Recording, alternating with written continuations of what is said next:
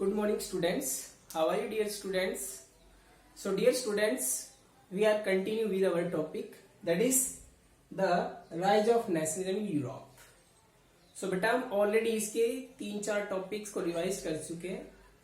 अगला जो टॉपिक है वो है द रिवॉल्यूशनरीज यानी क्रांतिकारी. ये रिवॉल्यूशनरी पर्सन्स कौन थे?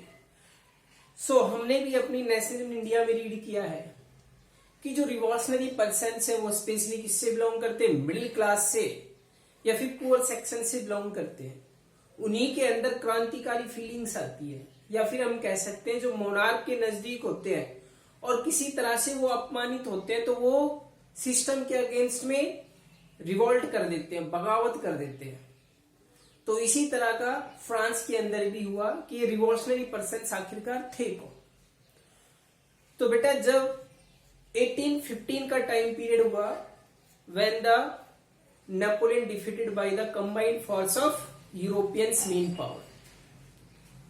तो उस टाइम के बाद में 1815 के बाद में जो यूरोप के अंदर मेन पावर रही वो कंजर्वेटिव्स की रही. इन दैट रीजन जो लिबरल्स या फिर हम कह सकते हैं जो रिवॉल्यूशनरी पर्सन्स थे वो कुछ टाइम के लिए अंडरग्राउंड हो चुके थे. उसका कारण था क्योंकि मोनार्क और कंजर्वेटिव्स मिलकर ऐसे लोगों को उठाकर जेल में डाल देते या फिर उनको पनिशमेंट देते.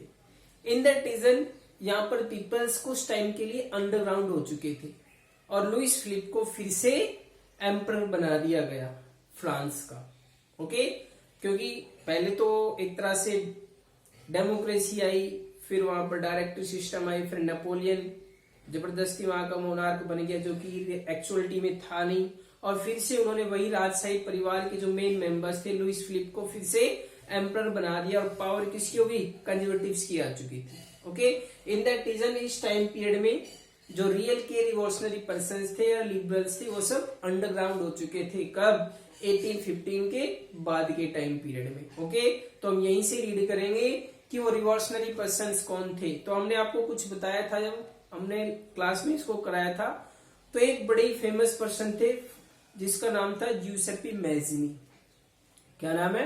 ज्यूसेप्पी मैज़िनी ने सबसे पहले रिवॉल्ट स्टार्ट किया और फ्रांस के अंदर कह सकते हैं कि एक रिवॉल्यूशनरी टाइम पीरियड की स्टार्टअप दी, जिससे उन्होंने कई सारे सीक्रेट सोसाइटीज को फाउंडेड भी किया.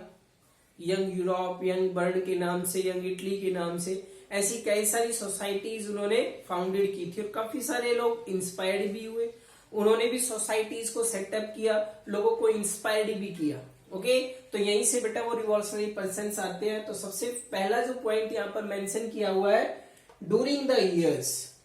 कौन से ईयर्स? 1815 के years following 1815 the fear of repression draw many liberals nationalist underground. डर की वजह से जो लिबरल्स नेशनलिस्ट पीपल्स थे वो सब क्या हो गए? अंडरग्राउंड हो गए थे. उन्हें फियर था, डर था कि वो कभी हमें उठाकर जेल में डाल दे या फिर हमें मरवा दे.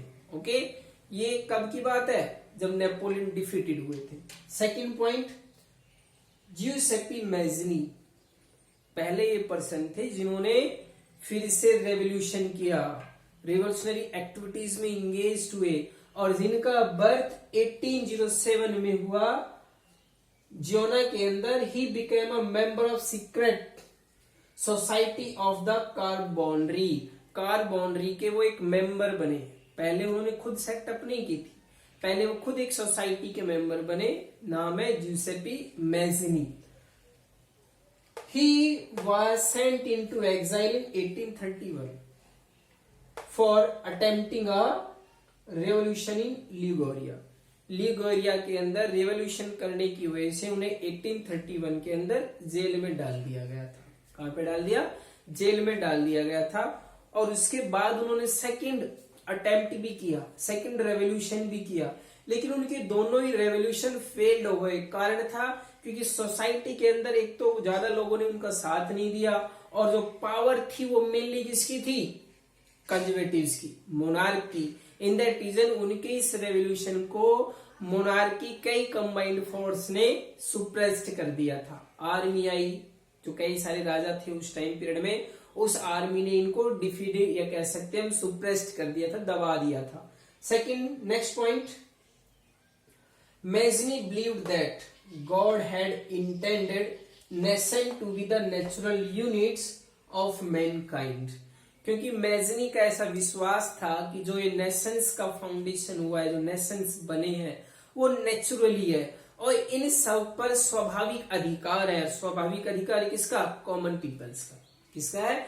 कॉमन पीपल्स का एक कॉमन राइट है जिसे कोई छीन नहीं सकता। लेकिन एक्चुअलिटी के अंदर अगर हम देखें तो जो मोनार्क है, मोनार्क ने उनकी इन राइट्स को सस्पेंड किया हुआ था।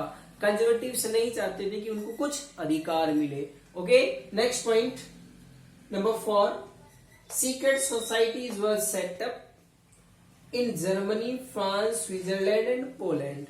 यूरोप के अलग अलग देशों में ऐसी सोसाइटीज को सेटअप किया गया, सीक्रेट सोसाइटीज को सेटअप किया गया जिसमें काफी सारे लोग इनके मेंबर्स भी बने।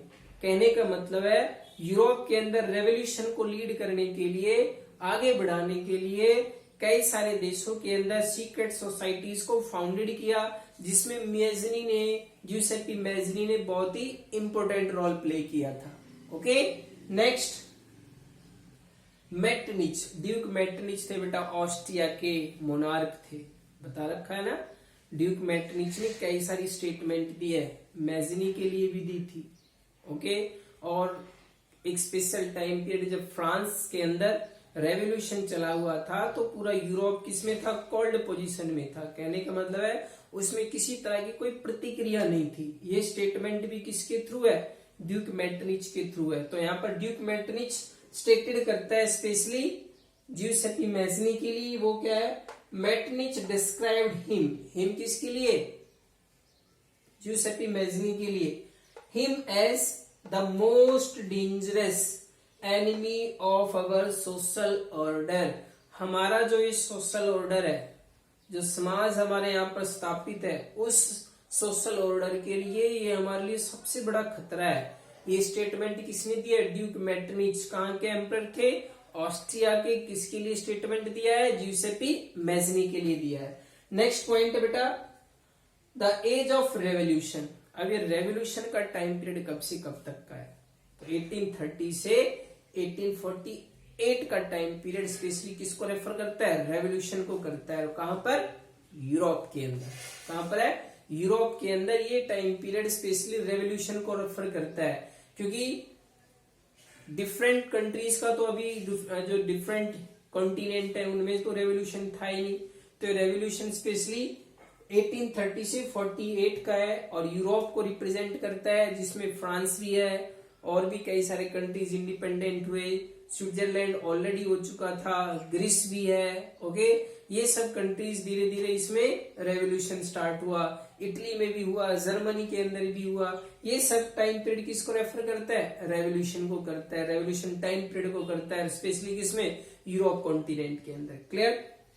सो फर्स्ट पॉइंट बेटा, as conservatives resign try to consolidate their power, liberalism and nationalism came to be increasingly associated with revolution in many regions of Europe, such as the Italian and German states, to province of the Ottoman Empire, Ireland and Poland. कहने का मतलब है Italy और Germany के अंदर भी ये revolution start हुए, क्योंकि जो इटली और जो जर्मनी था वो छोटे छोटे प्रोविनेंसेस के अंदर डिवाइडेड था। क्योंकि हमने आपको बताया था, वैसे तो ये टॉपिक आगे आने वाला है, कि जो जर्मनी था वो 39 स्टेट्स में डिवाइड था और इटली 7 स्टेट्स के अंदर। तो वहां के लोगों की जो मेनली डिमांड थी कि हमें इस छोटे छोटे जो एम्परर्स है, ऑटोमन एम्पायर्स है, इन सबको सस्पेंड करके हमें किसको सेटअप करना है? डेमोक्रेटिक सिस्टम को, रिपब्लिक सिस्टम को, जिसमें जो हमारा आगे आने वाला जो एम्परर होगा, सक्सेसर होगा, कंट्री को रूल्ड करेगा, वो कॉमन पीपल्स के थ्रू इलेक्टेड होना चाहिए। कहने का मतलब है कॉमन पीपल्स के रिप्रेजेंटेटिव्स होने चाहिए। इस वजह से रेवोल्यूशन हुआ था, जिससे कि कंजर्वेटिव्स डरे हुए थे, फियर्ड था कि यदि ऐसा होता है तो हमारी पावर खत्म हो जाएगी और पावर किसकी आएगी? लिबरल्स और नेशनलिस्ट की आएगी। नेक्स्ट, व्हेन द फ्रांस जो हमने अभी बताया आपको ड्यूक मेटरनिच के थ्रू था ये स्टेटमेंट भी। मेटरनिच वंस रिमार्क्ड, यहाँ पर फिर से एक बार रिमार्क करते हैं, वंस रिमार्क्ड क्या है, the rest of Europe catch called. जब बेटा फ्रांस के अंदर वॉर था, हलचल थी, तो पूरा यूरोप जो था वो एकदम से शांत पोजीशन में था, किसी तरह की कोई प्रतिक्रिया नहीं थी जो यूरोप फ्रांस के अंदर रेवोल्यूशन हो रहे थे। Next point, an event that mobilized nationalist feeling among the educated elite across Europe was the Greek of independence. और यहाँ पर जो एजुकेटेड पीपल्स थे यूरोप में, उनको भी एक इंस्पिरेशन मिली, और इंस्पिरेशन किससे मिली है, ग्रीस की इंडिपेंडेंस के साथ। क्यों? क्योंकि ग्रीस का जो कल्चर है वो बहुत ओल्ड है, एंशिएंट कल्चर हम कह सकते हैं, जिसने पूरे यूरोप को सिविलाइज किया। In that region every European peoples की जो सिंपैथी थी वो किसके साथ थी, ग्रीस के साथ में थी, जिससे कि एवरी यूरोपियन कंट्रीज ने ग्रीस का साथ दिया, और फाइनली ग्रीस इंडिपेंडेंट नेशन हो गया। कब? 1832 के अंदर। कब हुआ है? 1832 के अंदर ग्रीस एक इंडिपेंडेंट नेशन हो गया। लेकिन ये अचानक से नहीं हुआ है, इसमें भी लगभग 10 से 11 ईयर्स लगे हैं, तब जाकर ग्रीस इंडिपेंडेंस हुआ है। क्लियर? नेक्स्ट पॉइंट है, Greece had been the part of Ottoman Empire. और ग्रीस भी एक समय में ऑटोमन एम्पायर का हिस्सा हुआ करता था, लेकिन बाद में सिंस द 15th सेंचुरी, कब से पहले? 15th सेंचुरी से पहले, लेकिन बाद में एक छोटा सा हिस्सा बन गया, अलग से मोनार्क यहाँ पर सेटअप किया गया।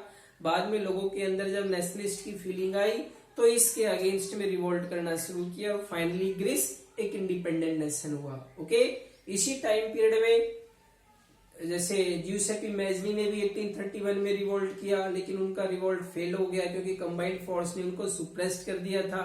कहने का मतलब है यूरोप के कई सारे कंट्रीज में, फ्रांस के अंदर भी रेवोल्यूशन स्टार्ट हो चुके थे। यही टाइम पीरियड स्पेशली किसको रेफर करता है? रेवोल्यूशन को रेफर करता है, स्पेशली यूरोप के अंदर।